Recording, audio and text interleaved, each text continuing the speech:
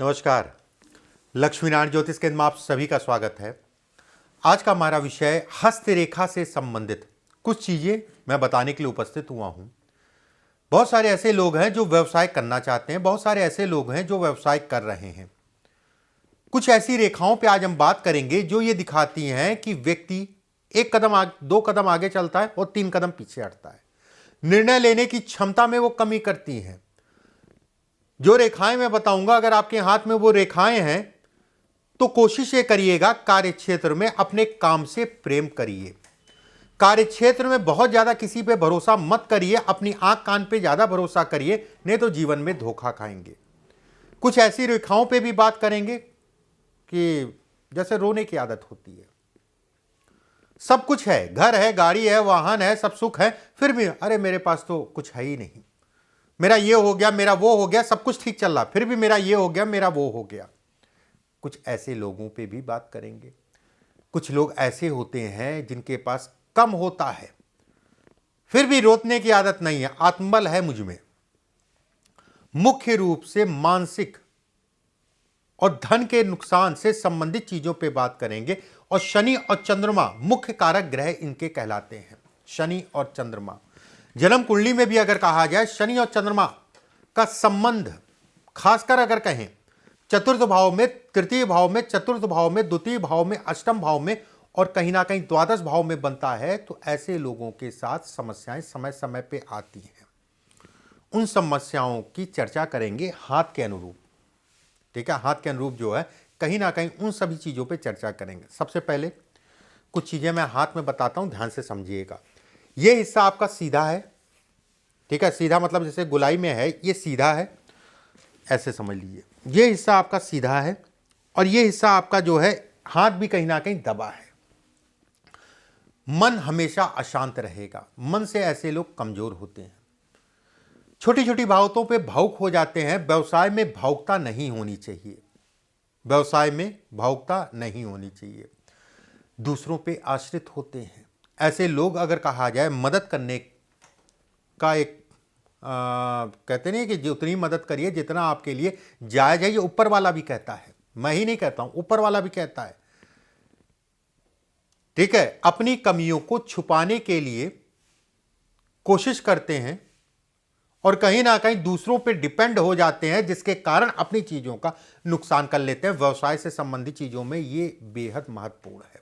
अगर ये सीधा है और पतला हाथ में है, अगर उसमें पसीना भी आ रहा है तो ये बेहद खराब है।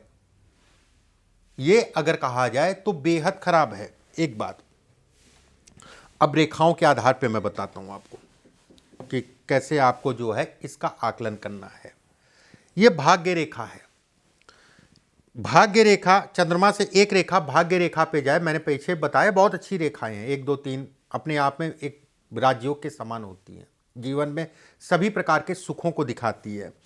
वहीं पे ये पुंछ टाइप का बन जाए, ये अगर पुंछ टाइप का बन रहा है इस जगह पे, ऐसे लोगों को अनजाना डर, फोबिया, कहते नहीं कि निर्णय नहीं ले पा रहा हूं, बड़े कंफ्यूज रहते हैं जीवन में, एक डर सा बना रहता है, रोने की भी आदत होती है, अरे मेरे पास भले ही सब कुछ है, मेरे पास तो कुछ नहीं है। यह कहीं ना कहीं धन से संबंधित चीजों में नुकसान को दिखाता है। ऐसे लोगों को अति साहसी नहीं बनना चाहिए। ठीक है, बहुत ज्यादा साहस नहीं करना चाहिए। आंख कान खोल के और लोगों से राय लेने के उपरांत आगे बढ़ेंगे तो कहीं ना कहीं आपके लिए फायदेमंद होगा। अगर ये केवल स्टार यहां बन रहा है, स्टार टाइप की आकृति इस जगह बन रही है, स्टार का मतलब होता है 6 भुजाएं, 6 भुजाएं। ऐसे लोगों को हार्मोनल या गुप्त रोग होता है, पाइल्स की समस्या होती हुई देखी गई है 100%। अगर आपके यहाँ है हाथ में तो पाइल्स की प्रॉब्लम होगी, उसमें कहीं कोई दो राय नहीं, भले पीछे ना हो, आने वाले समय में अगर स्पष्ट साफ बन रहा है।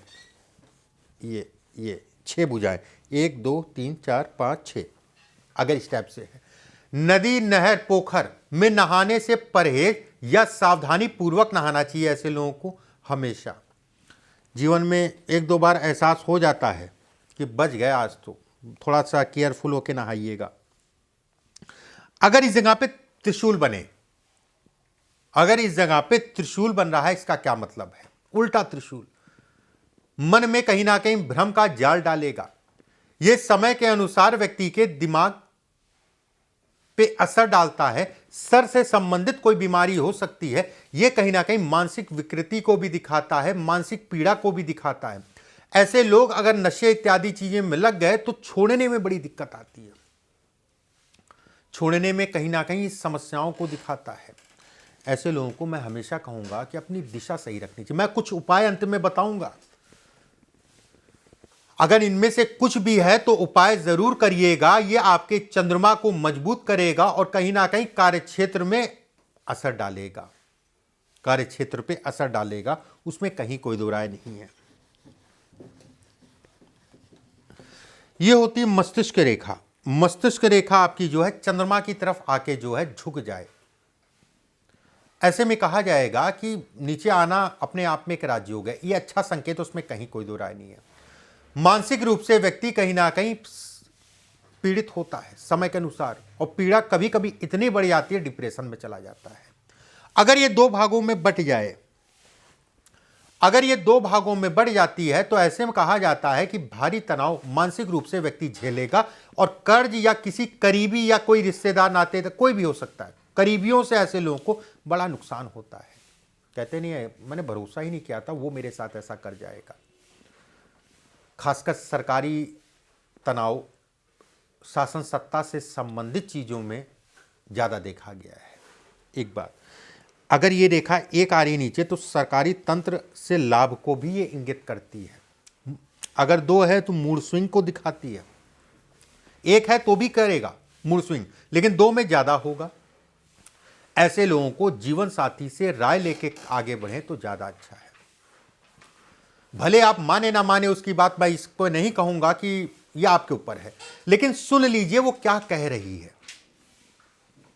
फिर आगे बढ़ जाइए। अगर राहु के क्षेत्र पे गड्ढा है, यह हिस्सा हाथ का बीचों बीच का हिस्सा, अगर राहु का क्षेत्र आपका जो है गड्ढा है और इस जगह की स्किन, त्वचा पतली है, अपनी समस्याएं खुद अपने ऊपर बुला लेते हैं, दूसरों की होती नहीं है। जीवन में बहुत रुकावटें आती हैं अगर इस जगह पे गड्ढा है और इसकी स्किन जो है बहुत पतली है। परिवार पे भी ध्यान नहीं देते हैं, लापरवाही करते हैं, और काम पे भी लापरवाही करते हैं। ऐसे लोगों को कुछ उपाय मैं अंत में बोलूंगा, वो जरूर करना चाहिए कि जीवन में कम से कम रास्ते आपके खुल सके। देखिए, उपाय का मतलब ये बिल्कुल भी, मैं हमेशा कहता हूं 24 घंटे में 48 घंटे में तरह तरह के आप ऐड देखते हैं, तरह तरह के आप जो है प्रचार देखते हैं, कुछ भी नहीं होता है। बहरहाल मैंने तो अपने जीवन में नहीं देखा, हो सकता है किसी ने देखा हो तो बात अलग की है।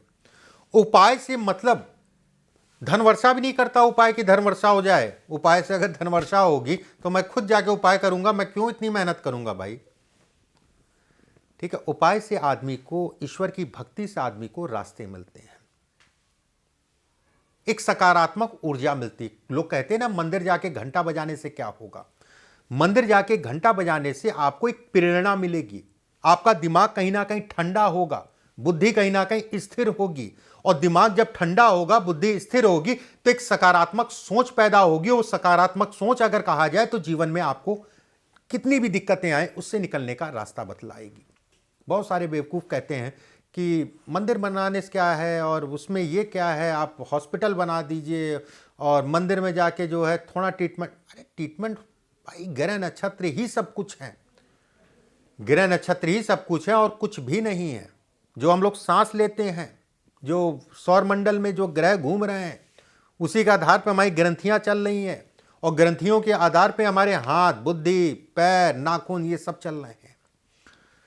मैं बस उन लोगों से यही कहना चाहूंगा कि जानवर 4 पैर से चलता है, इंसान 2 पैर से चलता है, अंतर कुछ नहीं है। वो भी जानवर है, हम भी जानवर हैं। ठीक है, बस यही कहूंगा, चलाने वाला तो ग्रह नक्षत्र है। बहरहाल ये बहुत अच्छा संकेत नहीं है। परिवार के ऐसे लोगों को ध्यान रखना चाहिए, व्यवसाय से संबंधित चीज़ों का ध्यान रखना चाहिए। मैं उपाय अंत में बताऊंगा। इसके बाद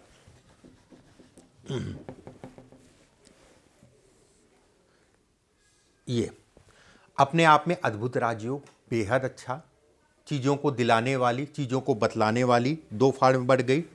जितना अच्छा था उतना ही खराब हुआ, एक नीचे से और फाड़ में आ गई। ऐसे में कहा जाएगा चंद्रमा पर्वत से मंगल पे जब भी रेखा जाए, नीचे से, ठीक है, 2 फाड़ में और ऊपर से 2 फाड़ में बटे, ऐसे में ये कहा जाएगा व्यक्ति 2 कदम आगे बढ़ता और 4 कदम अपने आप को पीछे खींचता है।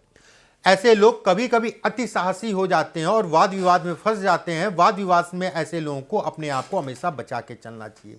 बेवजह के वाद विवाद से ऐसे लोगों को दूर रहना चाहिए। उतने ही किसी को एडवाइस करें, उतनी ही किसी को राय दें जितना जरूरी हो।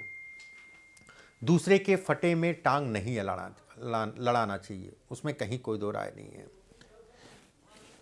उसमें कहीं कोई संदेह नहीं है कि दूसरे के फटे में टांग लड़ाने का कोई मतलब नहीं। बाकी मैंने बताया था, अगर एक रेखा है बहुत अच्छा है, संपत्ति, धन, मकान, मकान से संबंधित चीज़ें, इन सभी चीज़ों को ये इंगित करता है, दिखलाता है।